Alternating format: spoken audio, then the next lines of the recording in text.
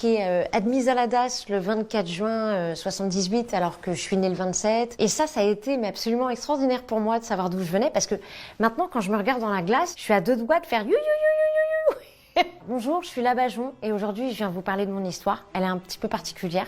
J'ai été abandonnée à la naissance et j'ai eu la chance immense de retrouver ma sœur. Alors moi j'ai été abandonnée à la naissance. J'ai une mère biologique qui a décidé dès le départ de mettre une croix sur moi. Accoucher sous X, c'est un petit peu particulier parce que ça veut dire que la personne qui accouche a 2 mois pour se rétracter et une fois qu'elle a laissé passer les 2 mois, elle est partie dans la nature et on n'a aucune info, mais vraiment aucune info. En tout cas à l'époque. J'ai été après adoptée par une famille et c'est eux qui m'ont dit dès le départ en fait. Ils m'ont jamais caché quoi que ce soit. Pierre et Christiane, si vous me regardez, je voulais vous dire que je vous aime parce que j'ai vraiment eu des parents formidables. Alors c'est vrai que quand on est petite, en fait, on n'a pas trop envie que ça se sache et à l'école, je cachais vraiment cet aspect-là de ma vie. C'est forcément un début un peu chaotique puisque le fait de dire abandonner, déjà le mot, il est lourd quand on est petite. J'ai rien su de mon passé jusqu'à pas si longtemps. Le seul truc que je savais, c'est que mon premier prénom c'était Yasmina, donc forcément,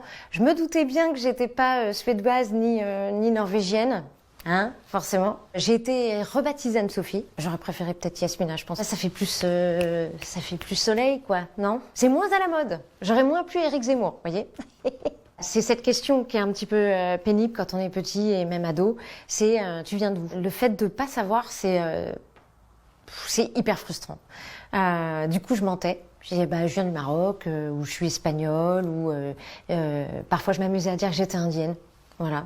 Je me disais, tiens, avec un point rouge, ça passe. On vous dit souvent que quand on sait pas d'où on vient, c'est plus difficile de savoir où on va. Je me suis construite avec ça, avec ce gros point d'interrogation quasi toute ma vie. Et du coup, j'en ai fait une force, enfin j'ai essayé d'en faire une force. Et tout ce mystère, j'en ai fait un truc un peu magique en me disant, mais je suis unique. Ça se trouve, je viens d'une princesse et d'un prince, je sais pas trop d'où. C'est sûrement pas du tout le cas. C'est sûrement une ESDF qui savait pas quoi foutre de ses gosses. Mais quand même, on se construit forcément avec un mystère autour de soi. Il y a des moments de solitude où on a l'impression d'avoir été un peu parachuté dans un endroit où on se dit mais merde, qu'est-ce que je fous là? Ça a été une vraie souffrance et forcément les questions des gens, tiens, tu ressembles pas du tout à ta mère parce que mes parents c'est vraiment des gens qui ont la peau blanche, les yeux bleus, verts. Du coup, forcément, les gens se posaient des questions. Moi, j'ai jamais cherché quoi que ce soit. Ce dossier à la DAS, j'ai jamais osé l'ouvrir.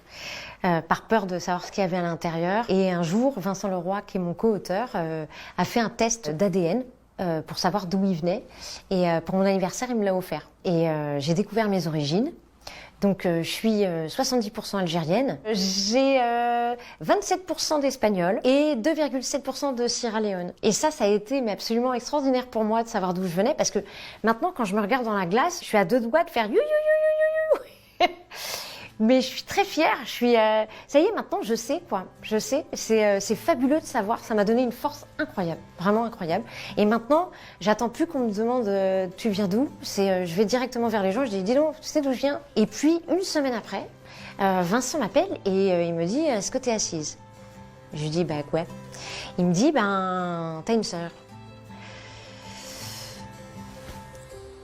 Voilà. La vie chamboulée. La vie chamboulée parce que je me dis mais c'est dingue. J'ai quelqu'un de ma famille qui était là depuis tout ce temps. Je me suis dit est-ce que je lui écris pas, c'est d'un coup très timide. Et un mois après j'ai décidé de lui écrire, je lui dis voilà, visiblement on serait sœurs, est-ce que ça te dit qu'on échange quelques messages déjà dans un premier temps, en tout cas moi je serais très touchée et très heureuse d'échanger avec toi. Et en fait elle m'a répondu qu'elle avait été adoptée aussi. Donc on est sur une mère qui abandonne ses enfants. J'ai eu 3 jours de colère, mais vraiment grosse colère, où je me suis dit mais t'abandonnes tes gosses, t'en as abandonné combien? Et puis on a décidé de se rencontrer. C'est drôle parce que elle n'était pas forcément choquée que notre mère abandonne 2 gosses. Enfin, elle m'a dit oui mais moi j'ai eu tellement de chance de rencontrer mes parents adoptifs. Je regrette pas du tout. Si je la croise, je lui dirai vraiment merci. Et ça a été une rencontre incroyable. On se ressemble. Elle a 2 ans de moins que moi. Elle s'appelle Julie. Elle est éducatrice spécialisée. Et on a appris en plus qu'on a vécu à une station de métro l'une de l'autre pendant 10 ans. C'est dingue, hein. Et ça se trouve, on s'est croisés, on était à la boulangerie, je me suis retournée, je me suis dit, ah putain, et on ne sait pas. On ne sait pas. Et ce qui est incroyable, c'est qu'on a la même manière de parler. On a la même gestuelle, la même manière de rire. C'est assez perturbant.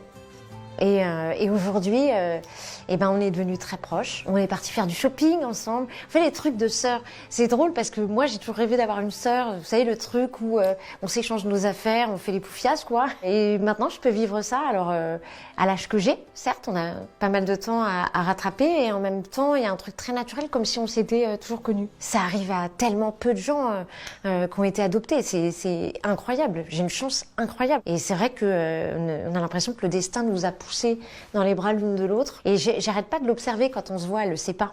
Elle va le découvrir quand elle va regarder cette vidéo. Je dis tiens, c'est marrant, on a un petit peu le même nez. Comme on est sur une mère qui abandonne ses gosses, on n'est pas à l'abri de voir débarquer une autre correspondance ADN. On a quand même le secret espoir, forcément. On regarde de temps en temps s'il n'y a pas quelqu'un qui s'affiche. Je serais pas étonnée, pour être honnête. On a le projet de voyager, on a le rêve commun d'aller à New York. Et là, on va fêter Noël ensemble. Ouais, c'est émouvant parce que d'avoir quelqu'un comme ça qu'on rencontre qui c'est ta sœur, quoi. Et le fait de dire j'appelle ma sœur, ben c'est très con, hein, mais cette phrase elle résonne à chaque fois, quoi. Elle fait plaisir. Voilà, j'ai une sœur.